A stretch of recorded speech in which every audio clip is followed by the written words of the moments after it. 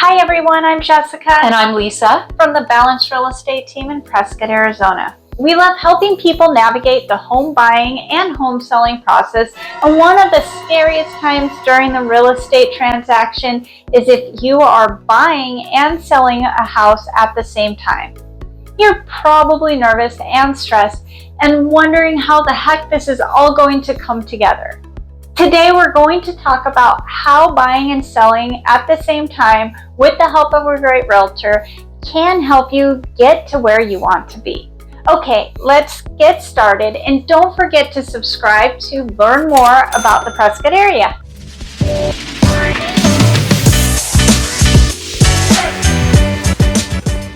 Moving can be scary and stressful, even if everything lines up.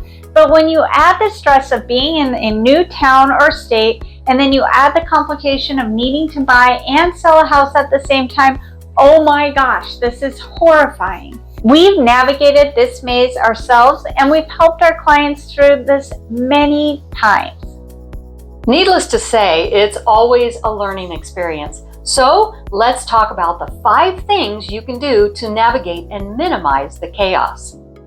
There are many reasons why you may find yourself needing to buy and sell a house at the same time. Whatever your reasoning, we assume that, like most people, it comes down to not wanting to be homeless or not being able to afford paying 2 mortgages. Before we jump in, we want to assure you that buying and selling a house at the same time doesn't have to be awful. The 5 tips in this video will hopefully help you streamline the process. So here we go. Tip number 1, connect your agents. Will you be using the same agent to list your current home and help you purchase your new home if you're just moving down the street? The answer might be yes, but if you're moving from another state to Arizona, the answer is probably no.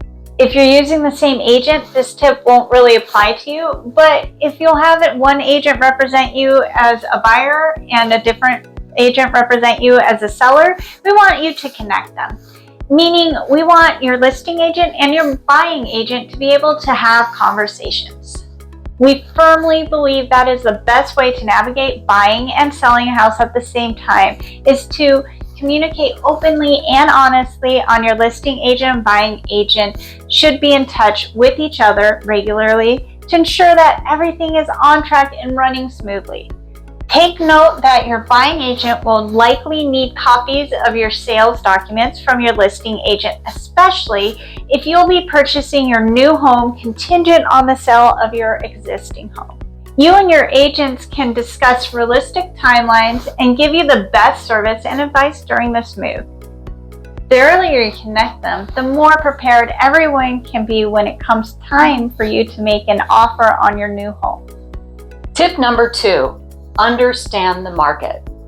You've probably heard the terms buyer's market, seller's market, and balanced market, and we covered these in a different video. But do you know what they mean for you in your current market? If you're lucky, you'll be selling in a seller's market and buying in a buyer's market. But we all know that it doesn't always work out that way when you're buying and selling a home simultaneously. You need to understand the nature of the market where you currently live and the nature of the market where you're hoping to buy. It's also important to note that how competitive a market is, as this can vary from state to state, city to city, and even neighborhood to neighborhood. This is why it's so important to work with a local expert who can walk you through the realities of buying and selling in a particular market. For example, if you're planning to move to the Prescott area where we're still in a slight seller's market, does that mean it's a bad time for you to move and you should cancel your plans? No, of course not. It just means that the market may be quite competitive for buyers. It also means that you may have to have an accepted contract in place on your current home before you can get an offer to purchase accepted on your new home. On the other hand, if you happen to be buying in a buyer's market, there may be less pressure for you to have an accepted contract on your current home before you can put in an offer to purchase your future home.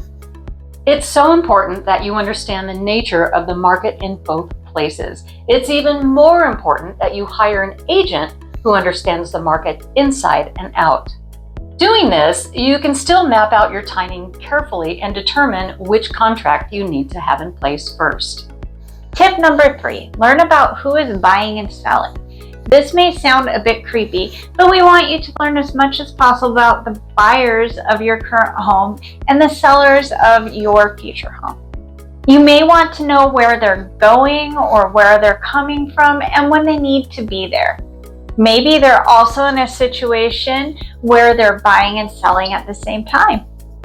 You'll want to minimize the number of closings that need to happen at once if at all possible. For example, if the buyer of your current home are contingent on the sale of their home, that can mean there are 3 closings that need to happen all at the same day or in a matter of days.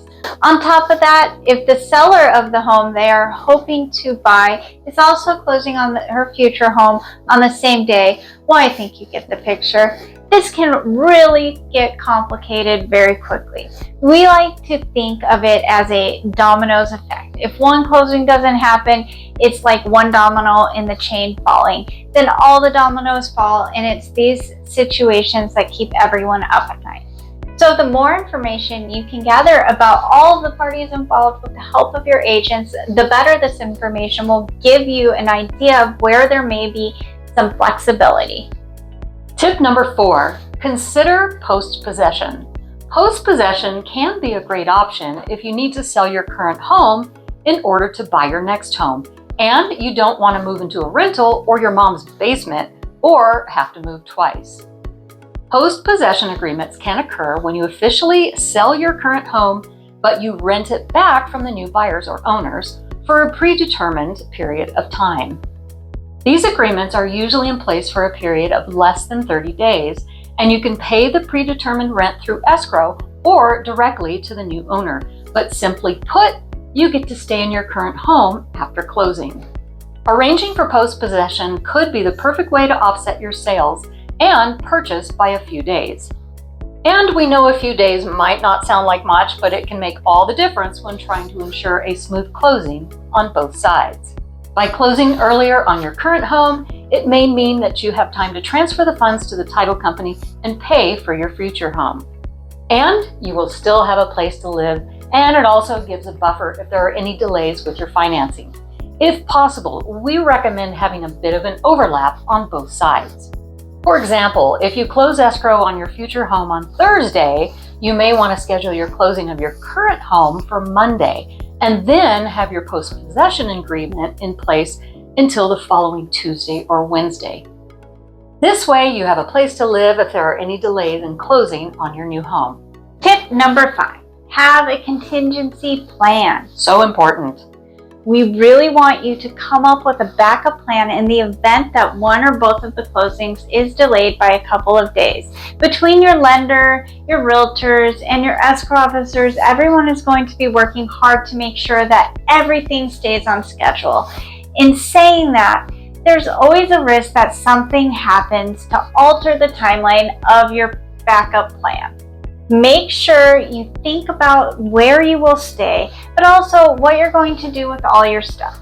Can your movers hold it for a few days? Can you send the moving truck to a storage unit and then have it offloaded and then picked up when escrow closes?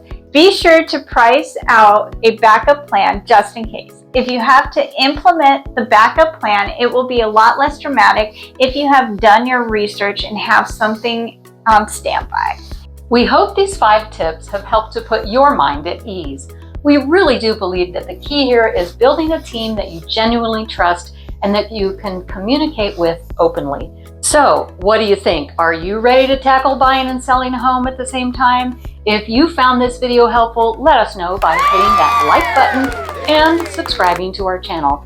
And if you're thinking about moving to the Prescott area, we can help you get to know the place we call home. Just go to our website and click on Find Your Home.